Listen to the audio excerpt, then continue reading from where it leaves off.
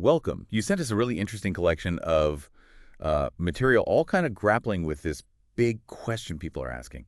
Is college actually a scam in 2025? Yeah, it's everywhere, isn't it? It is. And we've got this podcast script here that, it lays out a lot of different arguments, looks at some data, shares some personal stories that are really feeding this whole debate.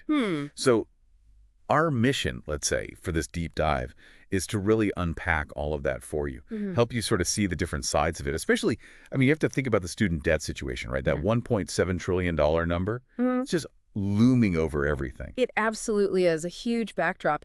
And what jumps out right away from this stuff is just the growing number of voices really questioning the basic value of a college degree now. Yeah. It feels like a pretty big shift, when you think how long higher ed was seen as the path. The default path, Yeah. almost. Okay, so let's dig into that skepticism a bit. The script you sent points to some pretty vocal critics. What? Charlie Kirk, Turning Point USA. His argument is basically that universities are pushing ideologies, brainwashing, I think is the term used. Strong language. Yeah, and leaving students in debt with, quote, useless degrees. His book, The College Scam, seems to really hammer this idea that campuses care more about politics than, job skills. And that's definitely tapping into something. We see it pop up more informally, too, right? Like the script mentions those TikToks. Oh, yeah, the TikTok stories. Young grads talking about being underemployed, the philosophy major working as a barista. Maybe it's a bit of a cliche. But it hits a nerve. It does. It taps into a real anxiety about whether the degree you worked so hard for and paid so much for actually leads anywhere practical in today's job market. For you, the listener, it kind of makes you ask, does this degree match the real world? Exactly. And it's not just coming from one political angle either. Even the hosts of the Tough Talks podcast, Nail and Malik, they're asking serious questions about the ROI, the return on investment. Just the basic economics of it. Yeah. Is the time the money? Does it actually pay off anymore? Which, brings up a really interesting point from that EdSurge Gouting college series. They're suggesting, okay, skepticism is rising, but maybe we're aiming at the wrong target. How so? Well, their analysis hints that the real issue might not be college itself, but the huge inequalities in who actually gets access to a good, affordable education. The systemic barriers. Exactly. And they're worried this whole college is a scam narrative could actually hurt marginalized students the most, the very people for whom college has often been, a ladder up. So for you listening, it's like, is the problem the house or the fact that not everyone has the key to the front door? That's a really crucial distinction. So this tension, is the degree worthless or is the system unfair? Let's get deeper into the money side, the economics, because that seems huge here. The cost alone, over $150,000 for a bachelor's in 2025. Wow. It's staggering. And the script brings up credential inflation, too. Right. Explain that a bit. It's like, you need more and more qualifications just to get the same kind of entry-level job. A bachelor's used to be enough, often. Now, you see jobs asking for master's degrees. Or things that didn't need them before. Exactly. So it creates this cycle, right? You feel pushed to get more education, take on more debt just to stay in the running. And Dre Baldwin, on his Work on Your Game podcast, he puts it pretty bluntly. Says degrees used to be an opportunity, like back in the 70s, 80s, 90s, but now they're often just a risky baseline. You have to have it, but it costs a fortune and might not pay off. Yeah, that really highlights how the game has changed. The need for the degree feels higher, but the cost and the risk also way higher. And then you layer in what labor economist Zach Bleemer is saying about college admissions after affirmative action, using these race-neutral proxies like ZIK codes. Trying to keep diversity somehow. Right. But the criticism is that it doesn't really fix the deeper, older problems of access and opportunity that start way before anyone even applies to college. So even these attempts to adapt admissions, are they really addressing the root causes? Still big questions there. Okay, so even the fixes might not be fixing the core issues. And then there's that Gallup poll stat from 2024. 43% of graduates regret their degree. That's almost half. It's a striking number. 43% questioning a massive life choice, a huge financial investment. It makes you, as a potential student, really think hard. What are my specific goals, and is this traditional path the best way to get there? Definitely need to weigh that. But it's important to see the nuance, right? The script does point out that the ROI, the return, still looks pretty strong in certain fields. Like STEM. Exactly. STEM, some vocational programs. So it's not like all degrees are seen as regrettable. It really seems to depend heavily on what you study, maybe where you study it too. Okay, that variation is key. Which kind of leads us into some more troubling stuff the materials raises.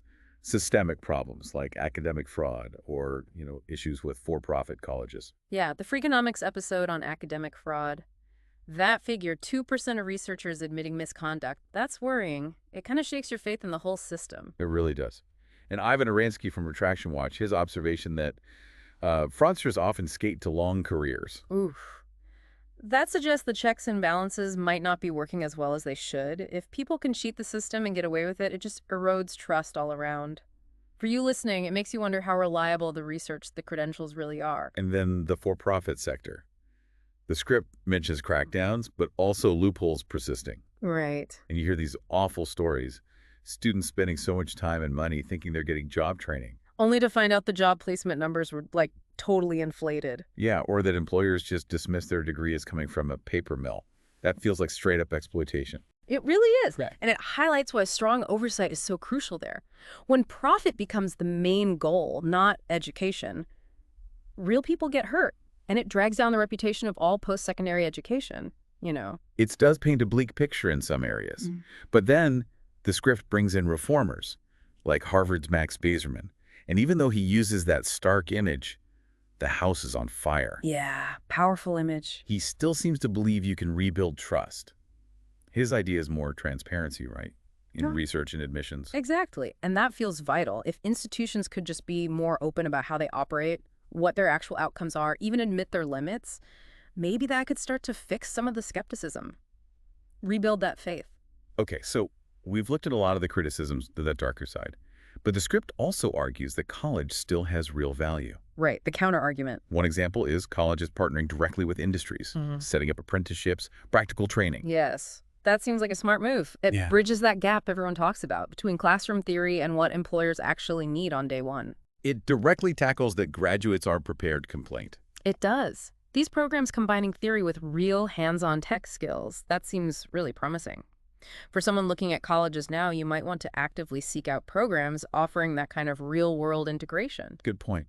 And then there's the money again. But on the flip side, despite all the debt talk, the lifelong earnings data, it still favors college grads, right? Generally, yes. Yeah. The script mentions bachelor's degree holders earning, 84% more over their lifetimes than high school grads? 84%. That's significant. It is. The upfront cost is scary, no doubt. But that potential long-term financial advantage, it's still a very powerful argument for a lot of people. Though, again, as we said, what you study matters a lot for that payoff. Definitely something for listeners to research for their specific interests. Absolutely. And beyond just the paycheck, the script also mentions the role of college campuses in social mobility. Yes, that's so important. Especially for first-generation students. That quote from the parent, calling college our ladder up, that really stuck with me. Me too. It captures that human element, doesn't it? Which sometimes gets lost when we only talk about ROI and job stats. For so many people, college isn't just about a job. It's about broadening horizons, building networks, maybe reaching a different social or economic level. Things that might be harder to achieve otherwise. A powerful reminder of that broader value. So looking ahead now, the script talks about alternatives really taking off. Yeah, the landscape is definitely changing. Coding boot camps, micro-credentials, even AI mentors. Things are shifting fast. Totally. And you even have people like Elon Musk funding, like anti-college startups, right? Supporting teens building businesses instead. Right. The DOGE initiative. It just shows there's a real hunger for different ways to learn skills and succeed outside the traditional four-year path. These alternatives often promise faster, cheaper, more focused training. For listeners, it means there are just more options now than ever before. But it's also interesting how the traditional universities are responding. They're not just sitting still. No, some are definitely adapting. The script mentions Arizona State offering free online degrees for low-income students. That's huge for access. Massive. And MIT putting AI ethics right into the curriculum. That shows they're trying to stay relevant to, the cutting edge of society and technology. Absolutely. It feels like there's a growing awareness within the established institutions that that old kind of rigid 20th century model, it needs to evolve. It has to. So embracing online learning, focusing on new fields like AI ethics, finding ways to open doors wider, these are all signs they're trying to adapt to what students and the world need now. So when you boil it all down, the takeaway from this material isn't necessarily that college is a scam, full stop. It's more complex. Much more complex. The old model, the 20th century version, it's got real problems facing legit criticism. But education itself, learning, that's still crucial. What seems to be happening in 2025 is this big rethink, this redefinition of what education even means. Yeah, and maybe more importantly, how it gets delivered and who can actually access it effectively, including you, the listener. That's a great way to put it. It's not just black and white, scam or not scam.